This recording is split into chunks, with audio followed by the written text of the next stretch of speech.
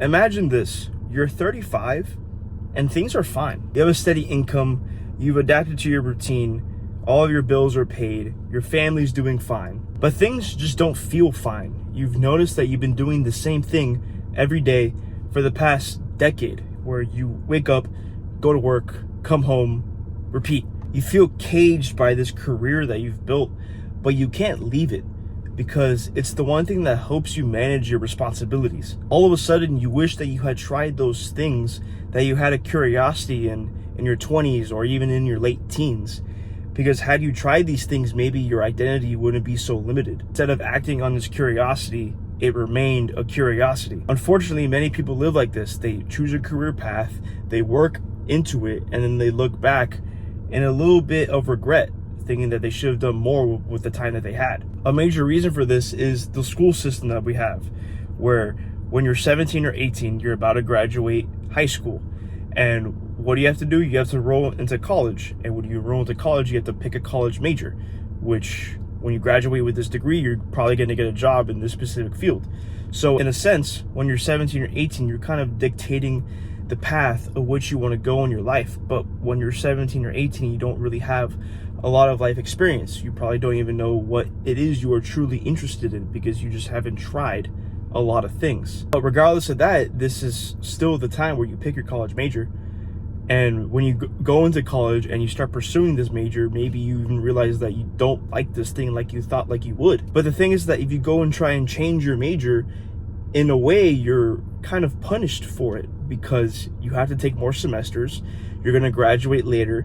These semesters cost money, so it's going to cost more money. And not only does this prevent people from changing their college major, but it kind of adopts the idea that straying away from the path that you are taking to try something new is expensive. And it causes a lot of people to not act on the things that they're interested in because they're afraid of the cost that it will be. But the thing is that everybody has curiosity.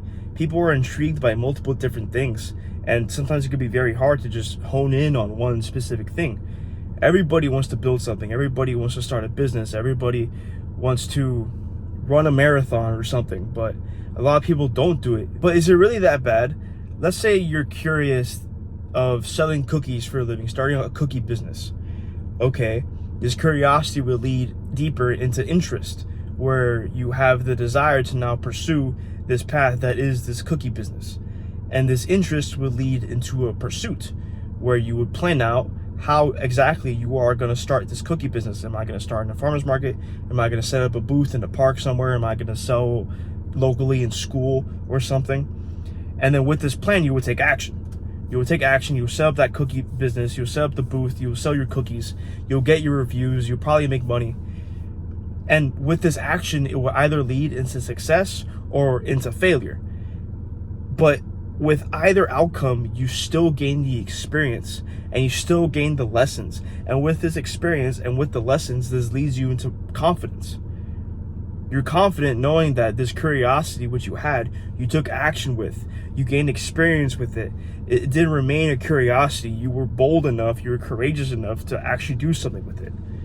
And not only that, but you also gain lessons in something like running a business or dealing with customer needs, this, that, and the other. And maybe you do fail, which is highly likely. Maybe you lose money. Maybe you were a little bit disappointed in yourself that it didn't work out, but at the end of the day, you will be happy that you did the thing that you were curious with. This is what many people don't do. They have a curiosity on if they are capable of pursuing something, but they just never do it.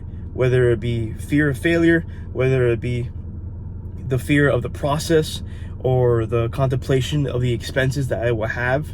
A lot of people would like to rely on the comfortability that is the school system, where it's the college major leading into the job, leading into a career for a steady income. Even though that's kind of skewed nowadays, but anyway. And it seems like the more somebody takes action on their curiosity, and even the more that they fail, the more confident and the happier they are, and even sometimes the more they succeed. A lot of times if you speak to somebody who's a little bit older, they would oftentimes mention that their greatest regret is something that they didn't do. They had a curiosity and intent to do something, but they just never took action with it. And it just remained there and it sat there because it never really goes away. In a way, going back to the title of the video, you know, curiosity killed the cat, but it has 9 lives. They kept all 9 of their lives, but in a way they're weakened by it.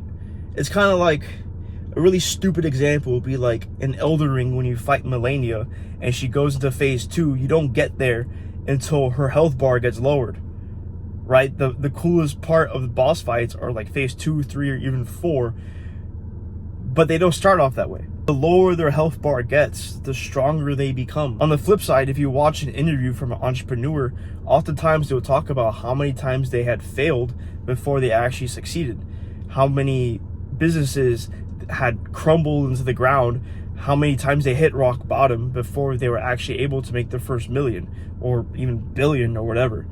But also all the lessons learned and all the experience they gained from all these businesses that they tried and failed in. And it even seems that sometimes people who don't go to college, who jump straight into work right out of high school, those are the people that kind of understand what it's like to be in trial and error. My barber, for example, I haven't gone a minute, he's actually really good. He did not go to college. He jumped straight into work right out of high school, and he's done like everything in the book. He's only 29. He told me he was like a graphic designer, he was a salesperson, he was a bartender, he was like a package handler in Amazon, and now he's my barber.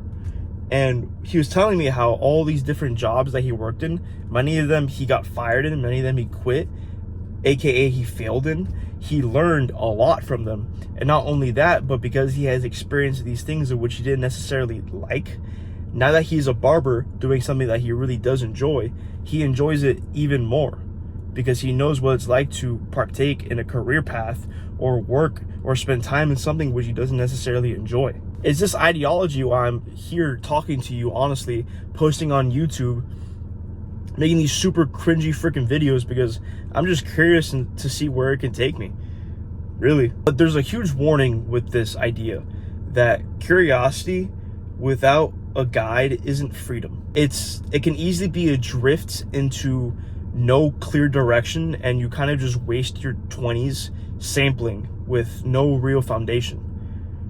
This is why it's very important to have a mentor, which I've made a video on this in the past. 2 very important reasons to get a mentor, especially in this category, is that number 1, he can easily compress your timeline if he's somebody that has pursued the thing which you want to pursue, where he has experienced it and he knows what you can do in order to get to where you want to go. But also a mentor can easily tell you, he could easily identify when this curiosity that you have is out of actual wonder or it's just an escape for something else. So if you're in your 20s, there's a very good chance you don't necessarily have many responsibilities. You probably don't have a family.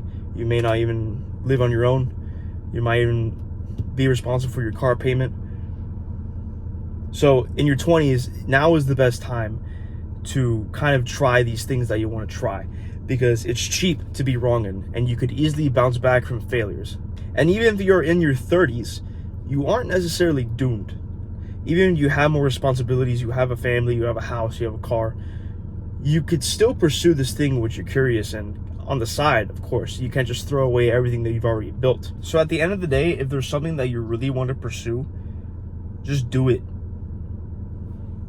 If you succeed, that's awesome. If you fail, that's even better. At least you did it.